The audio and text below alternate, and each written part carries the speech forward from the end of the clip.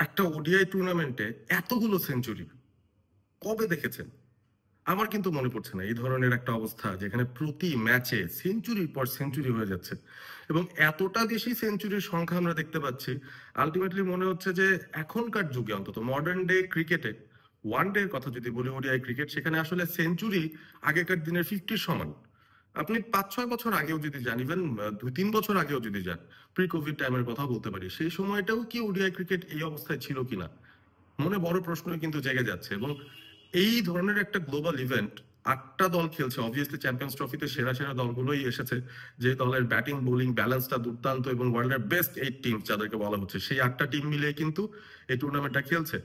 তবে পাকিস্তানে হোক কিংবা দুবাইয়ে হোক, খেলা যেখানেই হোক না কেন, রান কিন্তু হচ্ছে। এবং এই জায়গায় আপনি পিচকে বলতে পারেন একটা ফ্যাক্টর। দুবাইতে যদিও আপনি পিচকে বলতে পারেন একটু বোলার ফ্রেন্ডলি, বাউন্ডারি গুলো একটু বড়, সেখানেও কিন্তু একটা যে ম্যাচ হয়েছিল বাংলাদেশ এবং ইন্ডিয়া, সেখানেও কিন্তু 2টো সেঞ্চুরি হয়েছে। আর পাকিস্তানের ম্যাচগুলোর তো কথাই নেই। এই টুর্নামেন্টে প্রথম ম্যাচ পাকিস্তান নিউজিল্যান্ড খেলেছিল, সেই জায়গায় নিউজিল্যান্ডের 2 ব্যাটার সেঞ্চুরি করেছিলেন এবং সেই রান চেস করতে পাকিস্তান একটা ইনিংস খেলো যেখানে কোনো সেঞ্চুরি নেই, একটু অবাক করার ব্যাপার। দ্বিতীয় ম্যাচের কথা বলতে পারি, বাংলাদেশ ইন্ডিয়া দুবাইতে হয়েছে, সেখানেও কিন্তু 2জন সেঞ্চুরিয়ান, তাওহিদ হৃদয়, শুভমান গিল 2টা সেঞ্চুরি পেয়েছেন।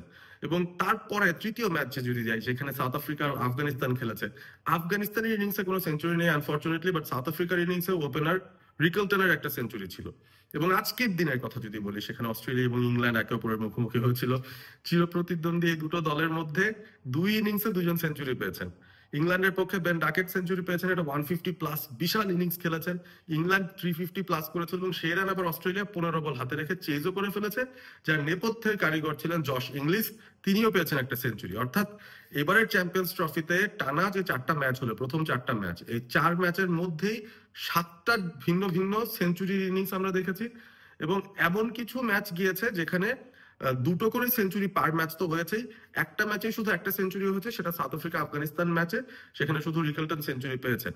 এবং অসাধারণ একটা ব্যাপার এটাই যে আসলে সেঞ্চুরি করাটা এখন এতটাই মনে হচ্ছে ইজি টু গেট, বা ব্যাটাররা কিন্তু তাদের সাধ্যের ভেতরে রাখতে পারছে।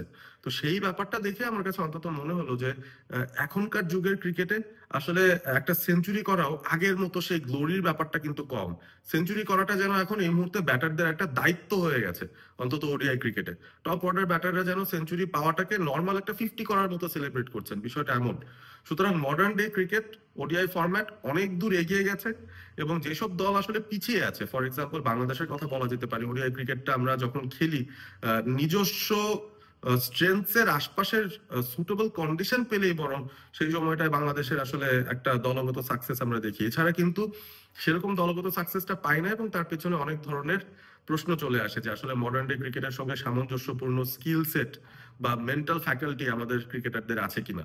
তো সেটা যেই হোক না কেন, আজকের এই ম্যাচটা খুব ইন্টারেস্টিং লেগেছে। আসলে ইংল্যান্ড অস্ট্রেলিয়া, সেই ম্যাচটা নিয়ে আসলে আলাদা করে একটা ভিডিও করা যেতে পারে। তবে খুবই মজাও লাগছে, আবার একটু অবাকও লাগছে।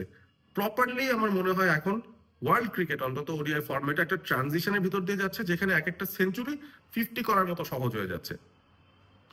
ভিডিওটি কেমন লাগলো জানাতে পারেন এবং সেই সাথে বন্ধুদের সঙ্গে শেয়ার করতে পারেন ভিডিওটি, যদি ভালো লেগে থাকে। অল স্পোর্ট এবিপির সঙ্গে রয়েছেন। Stay Assam, stay all sport with all sport ABP.